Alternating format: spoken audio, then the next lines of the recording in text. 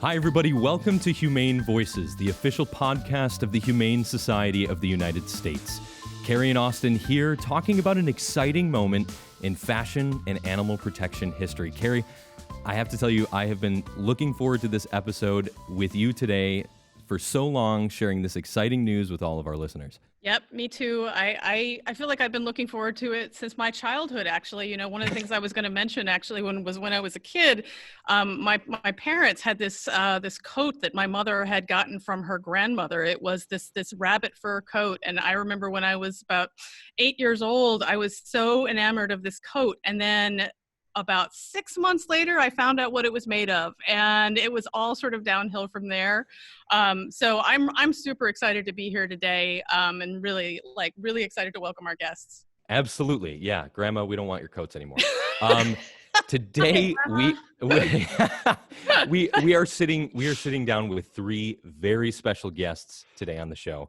Kitty Block, familiar face on the show, President and Chief Executive Officer of the Humane Society of the United States. Terry Berquit, the Chief Merchandising Officer at Nordstrom, and Laura Brown, Editor-in-Chief of InStyle magazine. Thank you so much for joining us today. We are so glad the timing could not be more perfect. Thank you. Thank you so much. Absolutely. So let's get it started. Terry, the first question is for you. For all of our listeners who haven't heard, what is the exciting announcement, and tell us about what led to the decision? Yeah, well, we have at Nordstrom, we've always been on this evolution. We really put our customers right at the center of every decision that we make, and we follow our customers and their preferences. You know, they vote every day with their dollars. And over the years, we've been monitoring their feedback and the sentiment. And last week, we made the announcement that we will no longer be offering fur products, genuine fur products, along with exotic animal skins. Yay. Amazing. What that was invented for. Yeah. Right. Exactly. So, so many positive impacts. And I'm curious, for the timing of this, why did Nordstrom decide to make the commitment now? Yeah, it made a really good sense for us to do it now. You know, there's a number of things. We started this journey, like I said, evolving with our customers. I think it began in, 91. We used to have actual fur salons, and customers were just continually spending less. So we eliminated those fur salons. And then several years later, with our own Nordstrom made product, we banned all genuine fur from our product. Few years later after that, we banned raccoon dog from our product. And then it just kept going on this evolution. And we've seen with a lot of our brand partners, they've started to go to alternatives. And, you know, when you start to look at, again, the customer and how they're voting, but also just the world around us and how things are changing, it made sense. It was the right time. It was the right time to get out there and get it declared and start making our progress. Just out of curiosity, when you're talking about sort of the consumer involvement on this, have you actually heard just real commentary from consumers, or is it more that you're just sort of noticing what they're buying? It's both. It's both, you know, watching, we have to balance it all out, right? Because you get folks that, you know, are going to post on social things to stop doing that. And we pay attention to that. But really, it comes down to the vote of the dollar. And the vote of the dollar has been shifting away increasingly. And the sentiment is just there. I think, you know, as people become more and more aware and educated about the processes of what's involved and what it's doing to our planet, I think they just continue to vote less. Absolutely. You made the great point. Consumers are listening deeply about where their fashion is coming from, and you've responded to it, and you've become a kind of a leader in this field, definitely a leader in this field. So you spoke about consumer involvement, but I'm also curious, this has a huge environmental impact. Yeah, absolutely. You know, we have a lot of commitments to various corporate social responsibility. And so we've been making our declarations and commitments around sustainability and the impact it has on the environment. But there's also a social responsibility, not just along with the animal cruelty, but the human rights message that's out there. And so all of those things are super important to us and are part of our long-term and near-term declarations that we're making to be a better business, to be a better corporate citizen. I want to bring Kitty into the conversation too. This is a huge moment, Kitty. What does it mean to partner with an organization like Nordstrom? It's incredible. As you said, you know, Nordstrom has been on this path for a long time. And not only did you make this announcement about fur, you also made an announcement about exotic skins. The first in the nation store, major department store, major influencer to go that route. And that's huge. That's really being a leader in this space. And the impact on the animals that are involved, it's indescribable. And so it's really exciting. It's really something that we all couldn't be more grateful for. You have been an amazing partner, and we look forward to continuing to work with you and promote you and talk about your great work, because this really is, it's a moment in time, and it's really great. Well, I would just add, it goes both ways. The Humane Society's been a great partner, educating us and keeping us informed and abreast of things all the way along for decades now. And this is part of I think a larger question too, especially Laura. I mean, do you see this as part of a larger culture shift with consumers that you're seeing in fashion trends, with the pulse that you have in the industry? Number one, Austin, your voice is so fantastic. Can you narrate my whole life? Oh, hey, thanks. We ask him all the time. We already have dibs, Laura. Sorry. 100%. Like, it's funny because when I first started at InStyle in 2016, I just didn't shoot it, and it just didn't feel right. There were other alternatives. It didn't feel, what's that fashion term, modern. Just none of it. But I just was like, well, why would you? I mean, I absolutely a few years ago would wear like a rabbit fur coat or whatever. But the feeling for me was like, who wants to wear to be frank, a dead animal on their body? It was less cultural than like a visceral feeling of discomfort and disgust, frankly. And so that was just a very, very organic thing. And then we didn't do it for about a year and a half. And then ironically, the dear PJ Smith from you guys said to me, would you like to announce that? And I went, oh yeah, because it just was such a given for us that we weren't doing it. It didn't strike me as something that needed to be announced, if that makes sense. Just because I try just to, have us behave in a certain responsible way in everything we do. So it was just a given. And then because it was such a low bar out there in our business, as we well know, and PJ going like, oh, you should announce it, and us finally doing it 18 months later was a huge deal. And everyone was like, wow, InStyle bans fur, like how renegade. And I was like, this is such a low bar. Fashion barely clears a low bar so often. And it makes me crazy. So the fact that something that was a given to us was in some strange way a revolution in the publishing industry, and still, sadly, is unusual in fashion magazines. I cannot conceive why this is unusual. Was the right thing to do, and the response, again, I didn't do it for any sort of salutations or PR, and the response was wonderful, and again, the right thing. So I think doing the right thing is just in your guts anyway, and then all this other stuff is if it ends up being a signpost to others, then all the better. And same thing with Nordstrom as a signpost to other retailers. But I am kind of amazed, and I've said this to you guys a bunch, but obviously magazines are very still, until we find some other model, like advertising driven. And I say, if you are second guessing not shooting fur or exotic skins because of a fur advertiser, then you're already screwed, guys.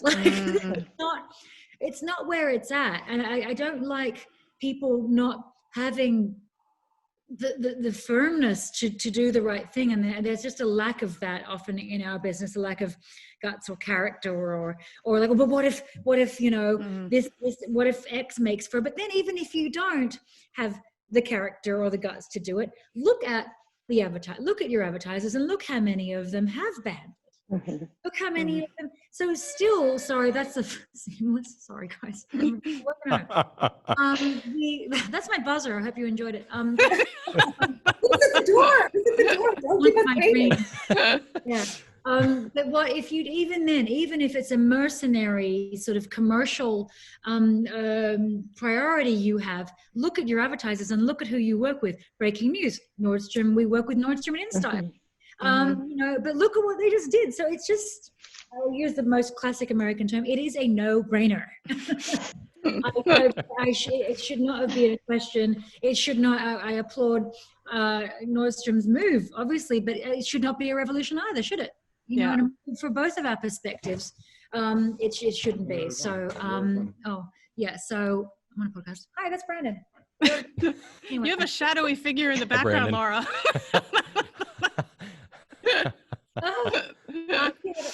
Anyway, so that's what I mean. That this is the fact that we are able to announce this and we can push things along is wonderful. But I kind of wish we weren't unusual.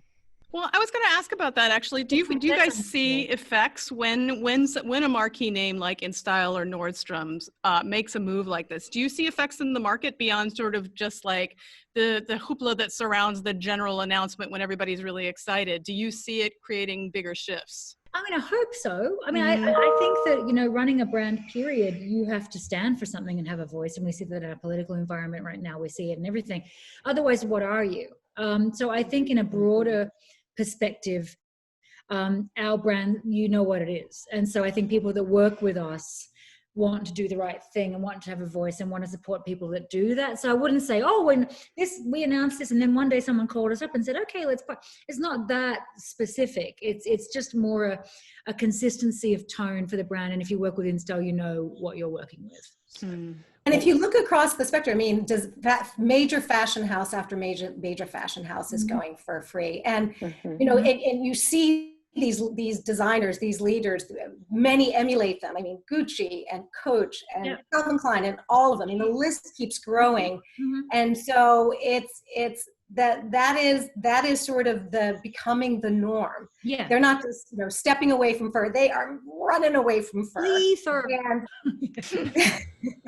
And it really is at some point, I mean, you're going to be odd group out if you're selling it. And that really is where we want to end up. I mean, the tide is just, it's going, and it is sweeping up, you know, so many important leaders and folks who are just at the cutting edge of fashion. And so it's really exciting to see this momentum. I mean, you know, having been involved in the animal protection movement for like billions of years, it is something that, you know, you saw these early starts and then stops and starts, and it didn't take hold the way it really needed to. And so it has now, and that's what's incredibly exciting. And so I was just seeing an article today that, you know, in addition to Utah having, you know, minks on their fur farms that have contracted COVID, and now Wisconsin, which is the #1 state that has mink farms and produces pelts in the most inhumane way. And so there are other factors. I mean, they're the leaders in fashion, you know, major department stores, magazine like yours, and the designers. But now it's just becoming a broader issue. I mean, it is, if you look at what happened in the Netherlands, they killed hundreds of thousands of minks because they contracted coronavirus, probably from some of their handlers. And it's just, because you talked about some of the environmental impacts of fur, just even raising them in these most inhumane, horrible conditions is also really scary. It's also, you know, having an impact on human health. So no matter how you look at this, it's just gotta stop. It's a lose, your classic lose-lose. But no, and I also, honestly, as a editor and general person, I have really appreciated the grace with which the Humane Society has sort of pushed these brands and the patience you've shown, because there's been so much work that has been done before it felt like the dominoes started falling, you know, in the last few years. And not, you know, and just pushing and testament again to PJ, who's not on here, but like, just really working at these brands slowly but surely. So then it seems like there's a groundswell, but I know the work and commitment that's gone into that. And it must be gratifying. And I know there's still work to be done, obviously, but just to have these announcements kind of come much more regularly. Terry, I have a quick question for you. We have all mentioned leadership. Nordstrom is a leader. They're a leader in the field. Do you consider Nordstrom a leader? And if you do, what are, you spoke a little bit about the evolution, and I think that's really your key and your huge strength. So how are you evolving, and how are you becoming this leader? Yeah, I mean, look, you know, it's not necessarily always the easiest to go first on something. We are not the first fashion retailer to claim that we're not going to have genuine fur. So definitely there's a lot to learn and there's a lot to account for because you are running a business at the same time. But that said, I think the evolution path, it is really customer led. And I don't give that lip service. I say that with complete sincerity. We listen to our customers. We're following what's happening with different generational customers. What are their interests? What are their preferences? Where are they voting? Where are they shopping? What messages are they sending us? That is a big component that goes into it. But also, I would add, you know, in the last year that I've been in this role specifically, a lot of our meetings with our brand partners, we start with our strategic agendas, their agendas, our agendas. And at the top of the list is a conversation about sustainability and practices and evolution. And through those conversations, it's become clear every single meeting that things like fur and exotics, as well as other sustainable practices, are at the top. They're in the top 3 priorities of a lot of our brand partners.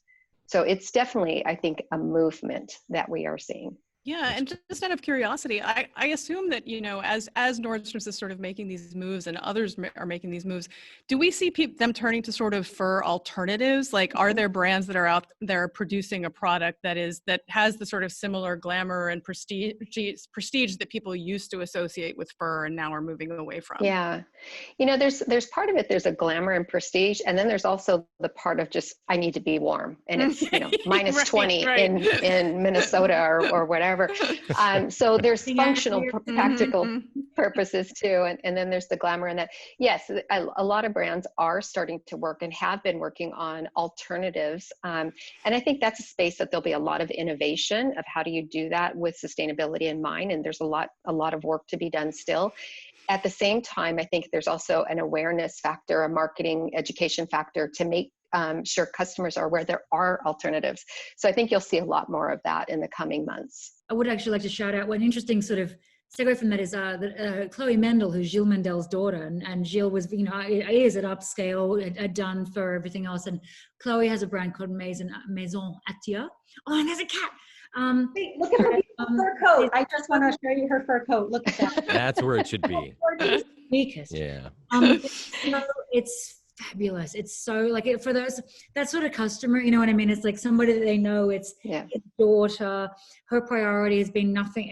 Her line started all faux all the time, basically, and it's incredible. So I know that is only it's just increasing by the I just think it's a really good point. Carrie said it as a fun little anecdote in the beginning of the podcast, but I just don't think that newer, you know, younger generations are wanting their grandparents' fur coats. I just don't think that's a trend anymore. Yeah, I think there's a thing that kind of happens on this and other issues too, where the things that you want, once you learn a little bit more about them and what's going into them, sometimes it changes consumer behavior, right? Yeah. And that's something we see across so many of the things that we do here at the Humane Society, whether it's fashion or food or other subjects. Like, the more people kind of learn, the more I think a lot of people, like brands and people both, want to be better.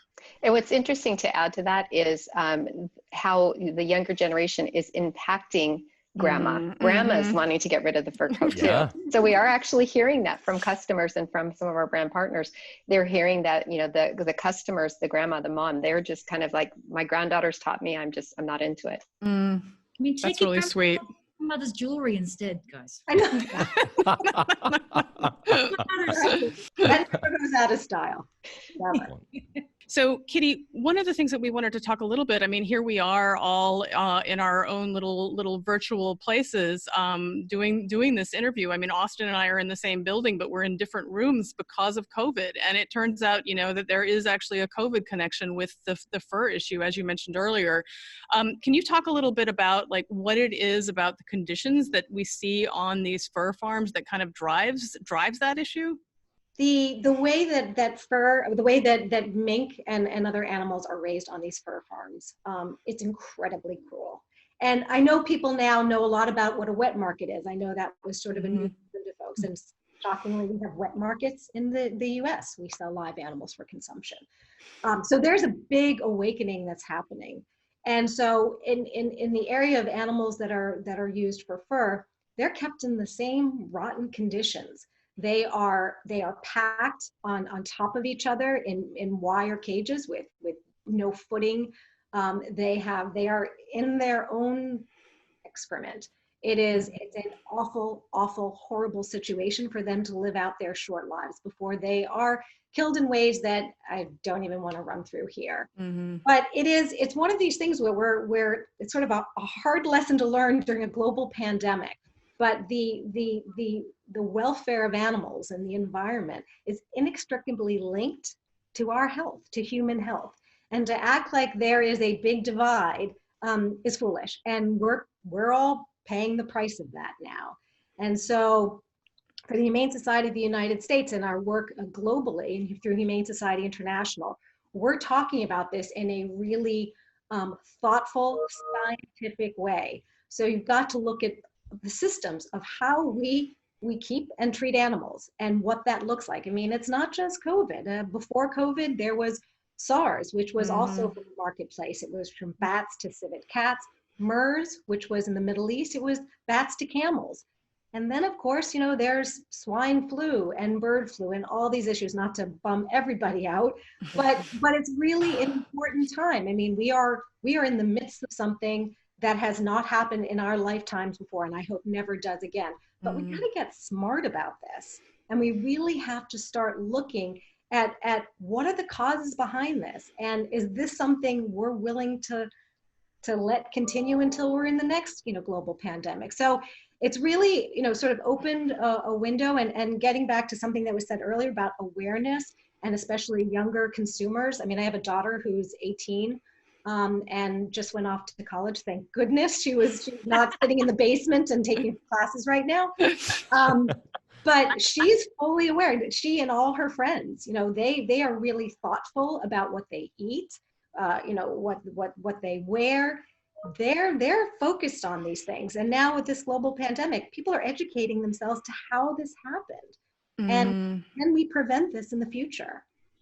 I mean, Kitty, when you're talking about like looking to the future and what kind of, what do we want to see in the future to avoid things like this, it seems like we're seeing real trends, because I know one of the ways that HSUS works on this is in pursuit of sort of fur sales bans. And we've got multiple cities where, and bigger areas where we've actually pursued those. And can you talk a little bit about that work and where it's happening now and where it will be kind of moving in the future?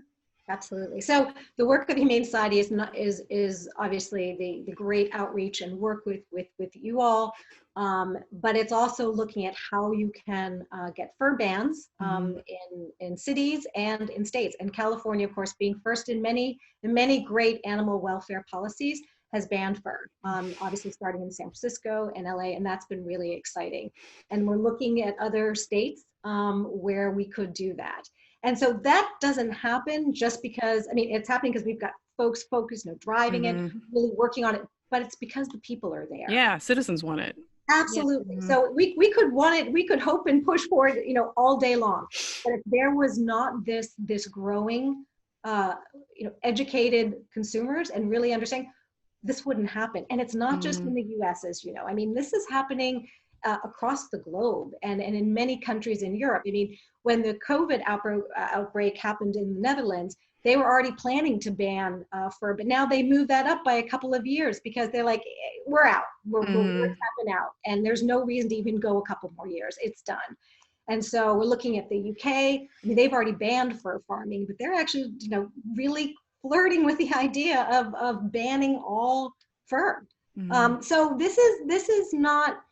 It's not unique to the U.S. It's really a global movement, and it's one that's based on smart consumers and people really stepping up. Designers, fashion houses, major department stores really helping lead the way for these consumers to find their footing in this, and so that's been really exciting to see. Yeah. And you mentioned it's not just U.S. specific. I know it just in the news recently, Israel announced that it's intending to be completely fur-free, which would make it one of the first countries in the world to make, as a whole country. So that is, you're right. Yeah, just a testament to what you're saying. It is becoming a global trend. What are my people doing in Australia? Come on, get on it. No. I'm like the kangaroo hugger. I was a meme. Call me up, baby. I'll call. I don't know anyone in the government. All right. Well, is there any final word from our contestants today? You all have been spectacular. Any other main points to drive home? Can HSUS have a free shopping day at Nordstrom?